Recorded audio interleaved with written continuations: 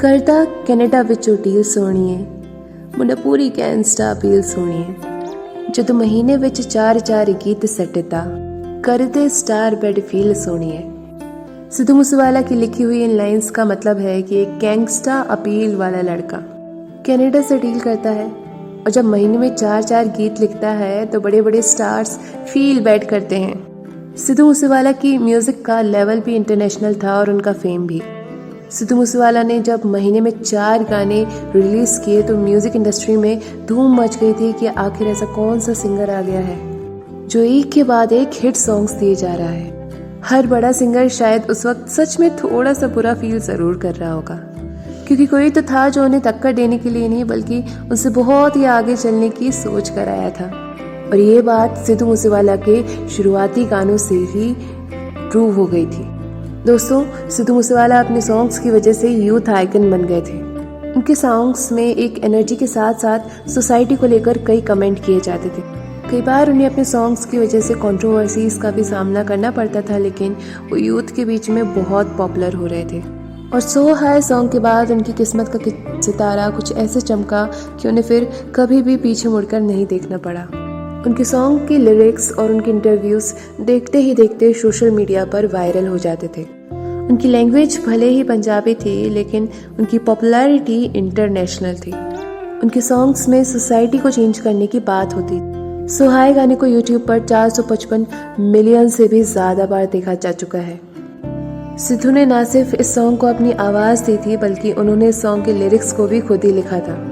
सो high song के लिए उन्हें ब्रिट एशिया टीवी म्यूजिक अवार्ड्स में बेस्ट लिरिसिस्ट का भी अवार्ड मिला था। सिद्धू मूसेवाला ने अपने एक इंटरव्यू में बताया था कि मेरा नेचर हमेशा बेबाक रहा है, और यही उन्होंने अपने सॉन्ग्स के जरिए भी बताने की कोशिश की थी। वो कहते थे कि मेरा नेचर बिल्कुल ही रॉ है और मैं कभी भी खुद पर कोई फिल्टर नहीं लगाता।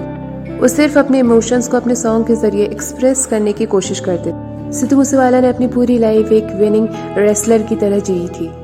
अपने हर स्टेज परफॉर्मेंस में सिद्धू मूसेवाला अपनी थाई पर हाथ मारते और अपनी एक फिंगर को हवा में खड़ा करते थे, जैसे रेसलर्स करते हैं जब वो जीत जाते हैं या फिर किसी को लड़ने के लिए न्योता देते हैं। ये उनका स्टाइल था और इसे सोशल मीडिया में उनके फैंस कॉपी करते थे।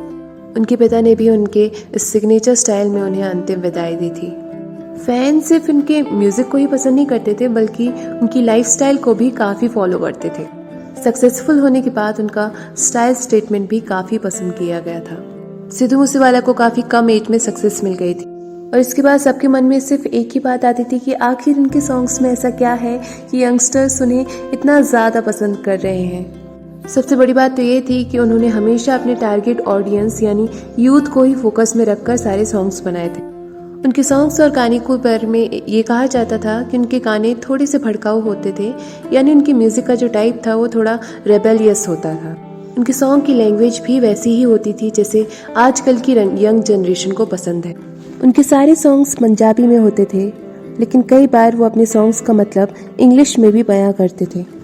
अगर हम पिछले कुछ सालों का ट्रेंड देखें तो मूवीज, वेब सीरीज और यहाँ तक कि स्टैंडर्ड कॉमेडी में भी आजकल अब्यूसिव लैंग्वेज का यूज किया जा रहा है और उसे ये कह के जस्टिफाई किया जाता है कि ये आजकल के यूथ की लैंग्वेज है।